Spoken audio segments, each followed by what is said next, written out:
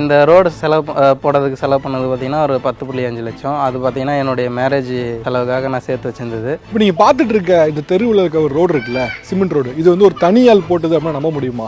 திண்டிவனம்ல இருந்து பாண்டிச்சேரி போகிற ரோட்டில் இருக்கக்கூடியது ஒரு ஊர். அந்த ஊரில் இருக்கக்கூடிய தெருவை இருக்கக்கூடிய காங்கிரீட் ரோட ஒரு தனி ஆள் போட்டிருக்காரு. அந்த ரோடு போடுறதுக்கு ஒரு 10.5 லட்ச ரூபா செலவாக இருக்குது. அந்த 10.5 லட்ச ரூபாயும் அவரே செலவு பண்ணியிருக்காரு. கிட்டத்தட்ட 25 இயர்ஸ் பேக் வந்து போட்ட சிமெண்ட் ரோடு. அதுக்கப்புறம் ரொம்ப டேமேஜ் ஆகி சுத்தமாக மழை பெஞ்சாலும் சரி, லைட்டாக மழை பெஞ்சாலும் சரி, ரொம்ப மோசமாக இருந்தது. அதை சரி நம்ம இதை சரி செய்யணும் அப்படின்னு முடிவு பண்ணி நான் கவர்மெண்ட் ஆஃபீஸ் பிடிஓ ஆஃபீஸ் போய் கேட்டேன். ஓகே. அங்கே போய் கேட்கும்போது பார்த்தீங்கன்னா வந்து இப்போதைக்கு ஃபண்டு இல்லை, கொஞ்சம் நாள் ஃபண்டு வந்ததுக்கப்புறம் சொல்கிறோம் அப்படின்னாங்க. மறுபடியும் ஒரு 6 மாதம் கழிச்சு போயிட்டு கேட்டேன். 2021 கேட்டேன். இன்னும் அது வந்து அலோகேட் ஆகல ஃபண்டு. வந்து நியூ பார்ட்டி வந்ததுக்கப்புறம் அவங்க வந்து இடைக்கால பட்ஜெட் கொடுப்பாங்க அப்படின்னாங்க.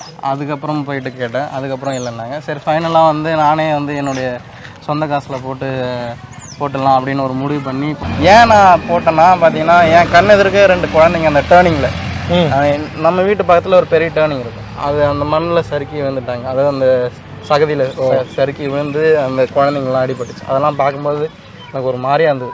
அதனால் சரி நான் அதை போட்டு முடிச்சிடலாம், அது எவ்வளோ செலவானாலும் பரவாயில்ல, நம்ம பிறந்த கிராமத்துக்கு ஏதோ ஒன்று செஞ்சிடணும். இந்த தெருக்கு வந்து இந்த ரோடு போடுறதுக்கு 10.5 லட்ச ரூபா செலவாக இருக்குது. 10 லட்சம் செலவு. இப்போ இது வந்து எப்படி நமக்கு நாமேங்க திட்டத்தில் நீங்களே மொத்த ஃபண்டு கொடுத்துருக்கீங்களா? சார், நமக்கு நாமே திட்டம்னு பார்த்தீங்கன்னா 3 டைப் இருக்குது.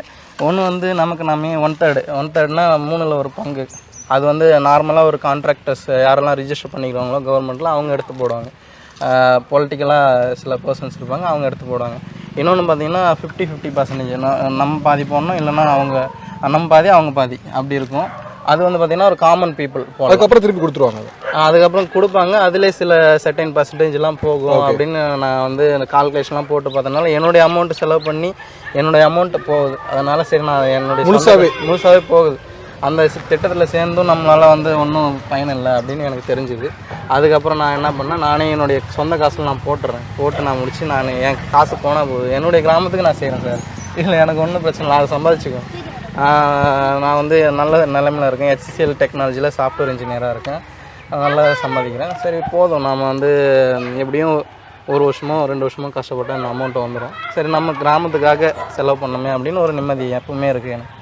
உங்களுக்கு இந்த தாட் ஓகே. வீட்டில் தெரு போடுறோம் 10 லட்ச ரூபானா சும்மா இல்லை. வீட்டில் அவங்க யார் வீடாக இருந்தாலும் வந்து ஃபஸ்ட்டு பார்த்தீங்கன்னா ஃபஸ்ட்டு ஃபேமிலி தான் பார்ப்பாங்க. அதுக்கப்புறம் தான் வந்து நீ சொசைட்டிக்கு போறிய.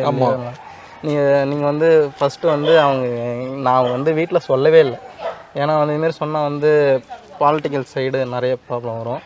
அப்போ வந்து பார்த்திங்கன்னா யாராவது மிரட்டல் விடுவாங்க. அதனால் எங்கள் அப்பா அம்மா கிட்ட எப்படி சொன்னேன்னா, நான் வந்து ஒரு கான்ட்ராக்ட் பேஸில் தான் போடுறேன் அப்படின்னு ஒரு பொய்யை சொல்லி அவங்கள சமாதானப்படுத்தி தான் போட்டேன். அதுக்கே அவங்க விடலை. அதுக்கப்புறம் போட்டு முடிச்சதுக்கப்புறம் தெரிஞ்சுது, கோவப்பட்டாங்க, இது பண்ணாங்க. அப்புறம் அவங்களே சமாதானம் ஆகிட்டாங்க. எல்லாருமே வந்து பாராட்டுறப்ப போகிறப்ப அவங்களுக்கு கொஞ்சம் சந்தோஷமாக இருக்கும். தெருவில் என்ட்ரு ஆகும்போது உங்கள் பேர் தாண்டி தான் ஃபஸ்ட்டு ஒரு தெருவுள்ள வரும்.